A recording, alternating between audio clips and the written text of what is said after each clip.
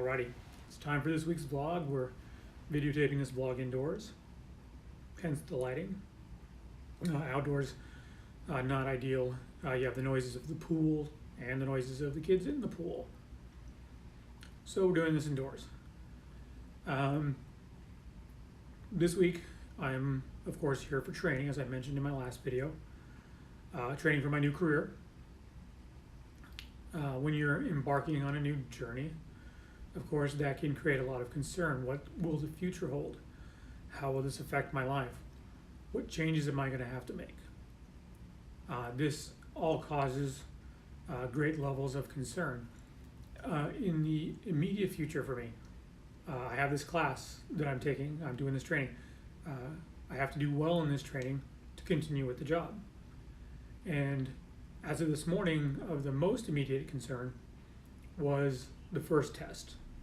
We had the first test this morning, and on this test you had to get a certain score or you're going home. So there's a lot of, with these changes, opportunities for worry, opportunities for concern, opportunities to be fearful of how things are going to turn out. So you have to ask yourself how you want to handle that. How do you want to deal with that? You know, the go-to answer for a lot of people is to worry, to be concerned, to anticipate things that might happen in the future that could be bad. You know, worry. Worrying doesn't help you. You can't avoid a future by worrying about it. There's no amount of sitting here fearful that's going to make me do better at training. There's no amount of sitting here concerned for how this might turn out that's going to improve my test scores. There's no amount of fearfulness I can have internally that is going to improve my performance, because these are all stressors, and stressors, for the most part, degrade your performance. It is true that you do need a little stress in your life. It's how your body improves. If you are always in homeostasis, you always stay the way you are. So you do need a little bit of stress to create adaptation so that you adapt and become better. But the kind of worrying and fear I'm talking about obviously is high stress worrying and fear. Not just a little bit of concern, not a little bit of worry or fear that causes alertness. It's that debilitating fear that if I don't do well, bad things are coming.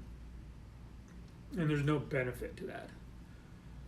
So the approach I took was to trust myself. Memory, when you're studying, we had to study a lot for this test. Memory in most everybody is 100%. When people say they have bad memory, what they really mean is bad recall. If you know that everything you're reading and studying is going inside here and it's trapped up here somewhere, that goes a long ways towards being able to have the confidence and the trust to remember, to recall. Because if you know it's in there, it's just a matter of finding it. If you believe your memory is bad and that you're not sure you've memorized the item or you've memorized it correctly, you're already assuming you can't find it. So step one was to have a little bit of faith in myself and a little bit of knowledge about how memory works. Step two is just to relax, to choose to be centered, to be mindful in the moment. Worry is a fear of things that are coming. If you're in the moment, you're not worried about what's coming because you're in the moment. And that's where being mindful comes in. It helps get rid of worry because you can control what you're doing right now, so there's no need to worry about it. The last step that I took was acceptance. Acceptance of the fact that things will turn out the way they're supposed to. Was it possible that I would have not done well on the test this morning? Yeah, of course it's possible. But maybe that's the way it's meant to be. Maybe I'm not meant for this job. Maybe I go home because I shouldn't be working for Frontier. Maybe I go home because I should find something else and I'm on the wrong path. acceptance. I accept that things will turn out the way they're supposed to. The good news is, apparently I'm doing pretty well in my choosing because I passed. I did really well. Not quite a perfect score, but pretty close. I'm moving on to the next step. I don't have to worry about something in the future because I focused in the present and I handled it. And now I'm moving on. I have a couple more days of training this week, and then a weekend, and then a couple training days the next week. And I'll handle all of those days the same.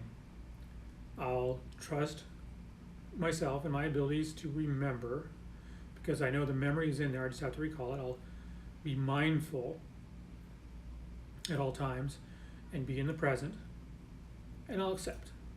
And I would encourage you to handle it that way too, because there's just no benefit to you about worrying about what's to come, about worrying about future events that you can't possibly affect because they're future events, and all you have is the here and now.